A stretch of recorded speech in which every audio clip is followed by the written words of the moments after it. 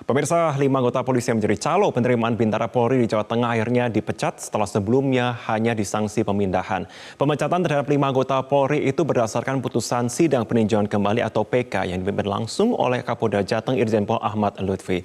Namun yang menjadi pertanyaan dari publik setelah sanksi tegas dimunculkan ke publik, akankah praktek korup tersebut tanda kutip dalam penerimaan calon penegak hukum ini akan selesai?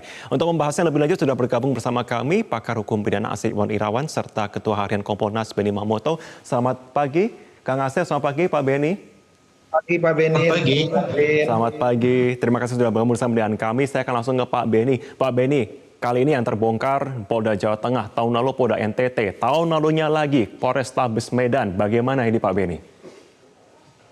Ya, ini menjadi momen yang tepat ya. Kami mengapresiasi Bapak Kapolri yang langsung mengeluarkan instruksi tegas untuk sanksi PTDH dan diproses pidana. Kenapa? Karena di tengah Polri membangun kepercayaan publik, membangun citra, ini masih ada saja oknum yang coba-coba untuk melanggar.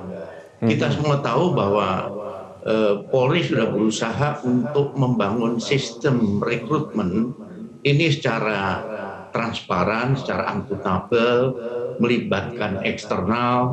Jadi kami setiap tahun diundang ketika ada penerimaan akpol untuk menyaksikan langsung bagaimana seleksi akhir dilakukan yang diikuti oleh seluruh orang tua peserta, kemudian juga dari Ombudsman RI juga hadir untuk menyaksikan bagaimana proses penghitungan, perankingan dan sebagainya.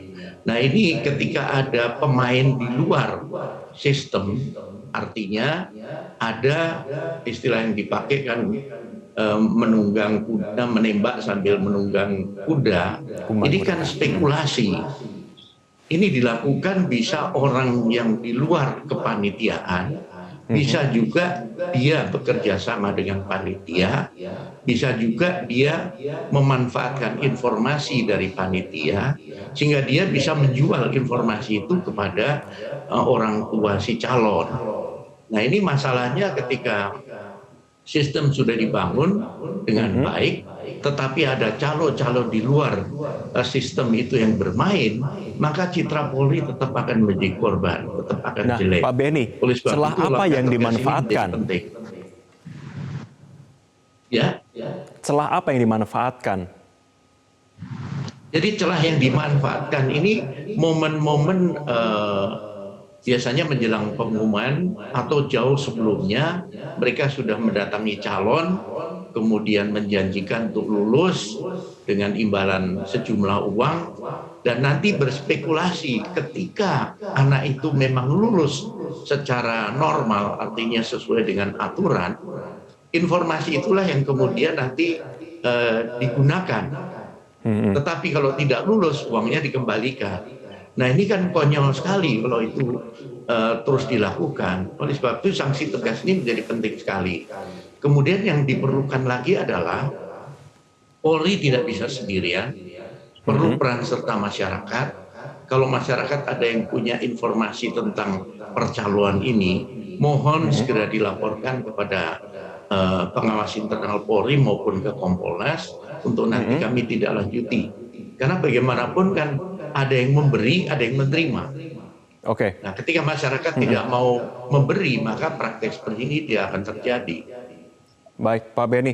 Kang Asep, secara dalam segi pidana, percalonan ini masuk pasal apa? Ya, bisa aja ini penipuan. Ya, malah kalau nyangkut penyelenggaraan negara, penegak hukum ya bisa aja kena suap, gitu kan. Setidaknya gratifikasi yang paling gampang sih kena suap, gitu kan. Tapi yang paling gampang ya pasti kena penipuan. Karena kan kejadian-kejadian ini kan berulang kali, ya. Soal-soal yang culas gini tidak jelas, tidak tegas, tidak tuntas, ya. Nah, perlu diperjelas. Tadi Pak Beni mengatakan dari melibatkan Kompolnas, melibatkan Ombudsman. Ternyata yang culas-culas ini berulang, gitu. Nah, transparansi ketika tadi kepanitiaan bisa juga orang lain bermain, orang dalam bermain. Mungkin ya pertegasnya tadi ketika dari proses seleksi, kemudian penilaian sampai pengumuman itu betul-betul ada transparansi gitu kan. Nah, tadi melibatkan setidak-tidaknya kan 2 institusi ya, komisi Kompolnas maupun Ombudsman, syukur-syukur yang melibatkan akademisi perguruan tinggi misalkan tentang bagaimana bahwa ini melibatkan publik gitu. Artinya ketika ada hal yang jelas, ketika orang-orang bermain perjualbelikan nama kepanitiaan atau panitia itu sudah bermain, mungkin akan ketahuan. Jangan sampai ini berulang-ulang gitu kan, berulang terus. Padahal ini menyangkut kompetensi dan SDM dari kepolisian. Kita tidak berharap kan bahwa kepolisian ini diisi oleh orang yang memang tidak hanya yang menawarkan pihak oknum panitia atau pihak luar kerjasama dengan panitia, tapi juga kita berharap orang-orang yang masuk juga orang-orang yang memang sejak awal memang dia ingin mengabdi sebagai polisi gitu kan, jadi memang kompeten. Kalau kita khawatirkan juga kalau inisiatif dari peserta, kita khawatirkan kelak kalau jadi petinggi-petinggi Polri yang kita lihat sekarang kan kasusnya kan, itu yang kita khawatir. Oke, namun kompensasinya saat ini, kompensasi hukumnya adalah kemudian 5 orang di PTDH, kemudian uang dikembalikan. Cukupkah langkah seperti itu dan bagaimana langkahnya agar kita bisa terus untuk menegakkan agar tidak ada lagi sistem-sistem colong-colongan seperti ini? Kita akan lanjutkan perbincangannya usai jeda, Kang Asep dan juga Pak Beni. Pemirsa, kami akan kembali usai jeda.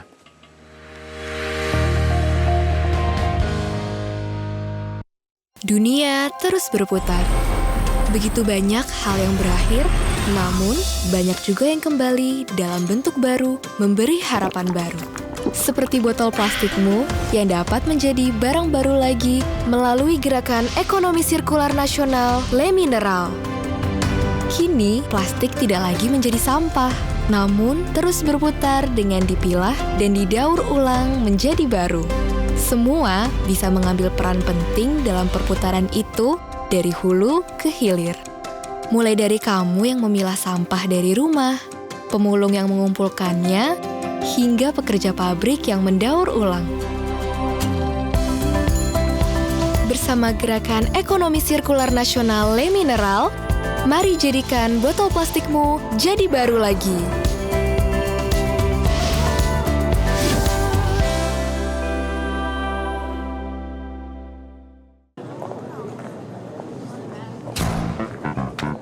Limo Pizza dengan pinggiran crunchies. Kejunya bikin nagih. Limo Pizza dengan pinggiran crunchies baru. Pizza Hut, selalu lebih nagih. Terinspirasi dari kecantikan alami, Beleza Varia hadir dengan desain memukau. Teknologi makin pintar, kapasitasnya lebih besar. Dengan cantiknya kulkas Beleza Varia, jadikan dapurmu pusat perhatian. Pemirsa, kita lanjutkan perbincangannya, Kang Asep dan juga Pak Beni. Kang Asep, sebelum jeda tadi pertanyaan saya, konsekuensi hukumnya itu sepertinya berulang begitu ya. Yang bersangkutan di PTDH, terus kemudian ya sudah uang dikembalikan begitu kepada yang bersangkutan. Cukup Pak seperti ini menurut Anda? Ya tidak, saya pikir yang sudah tepat dilakukan oleh Kapolri sekarang kan. Pertama harus di PTDH kan yang bersangkutan, tapi tidak berarti PTDH berhenti yang bersangkutan dengan cara mengembalikan, karena perbuatan pidana tidak hilang dengan mengembalikan uang tersebut. Sudah baru yang tidak pidananya harus lakukan, dari minimal penipuan atau suap atau pasal-pasal lain yang harus dikenakan kepada yang bersangkutan. Artinya apa? Kalau yang bersangkutan kena PTDH, enak banget kan gitu kan, walaupun dia cuma diberhentikan tidak dengan hormat. Tapi sementara mungkin kejadian kan tidak sekali dua kali, sebelumnya ya hanya ketahuan sekarang. Oleh karena itu tetap harus diproses pidananya. Artinya siapapun yang melakukan perbuatan itu, di samping yang bersangkutan akan kehilangan jabatan profesinya, yang kedua yang bersangkutan harus mendekam dalam penjara. Oke, namun fakta lain juga untuk Pak Beni kali ini mengatakan bahwa kemudian memang tidak hanya celah dimanfaatkan, namun juga sistem dimanfaatkan. Kenapa saya mengatakan sistem, Pak Beni dan juga Kang Asep? Karena begini, ketika kemudian ditelusuri lebih lanjut begitu ya, tidak hanya kemudian dari calo-calo tertentu begitu, namun juga melibatkan seperti dokter, ASN lainnya pun juga ternyata masuk ke dalam sistem tersebut. Pak Beni, bagaimana kemudian benar-benar bisa menelusuri ini sampai ke akar-akarnya? Ya, sekali lagi sistem sudah dibangun dengan baik dan terus dievaluasi ya dari waktu ke waktu. Apabila ditemukan kelemahan, kemudian diperbaiki lagi. Tetapi kembali pada orangnya. Integritas dari petugas yang tergabung dalam tim seleksi itu menjadi kunci. Kemudian yang kedua juga oknum-oknum yang ada di sekeliling yang sering memanfaatkan informasi, ini juga perlu diwaspadai. Nah, siapa yang bisa mendeteksi ini? Tentunya yang pertama, kita berharap ke depan setiap ada seleksi ini dari Paminal harus operasi senyap untuk memantau pergerakan dari oknum-oknum ini. Kedua, yang perlu ditegaskan di sini adalah peran serta masyarakat. para orang tua yang anaknya akan mendaftar, akan ikut tes, ini juga perlu waspada karena dalam kasus ini ketika dia menyuap, dia juga kena sanksi hukum. Jadi tidak hanya nanti sudah anaknya gagal, sudah keluar uang meskipun dikembalikan, tapi dia juga terlibat penyuapan. Nah ini mungkin akan membuat efek jera buat masyarakat nantinya untuk tidak lagi bermain-main. Jadi sekali lagi dalam rangka memberantas ini tidak bisa hanya Polri sendiri, internal Polri sendiri, tetapi perlu peran serta masyarakat, baik itu informasi disampaikan lewat jalur internal maupun eksternal. Nah kami sendiri kan ada keterbatasan untuk memantau secara detail situasi lapangan, itu agak terbatas dengan jumlah personil, tetapi ketika ada informasi yang masuk ke kami, pasti kami tidak lanjuti dengan bekerja sama dengan pengawas internal.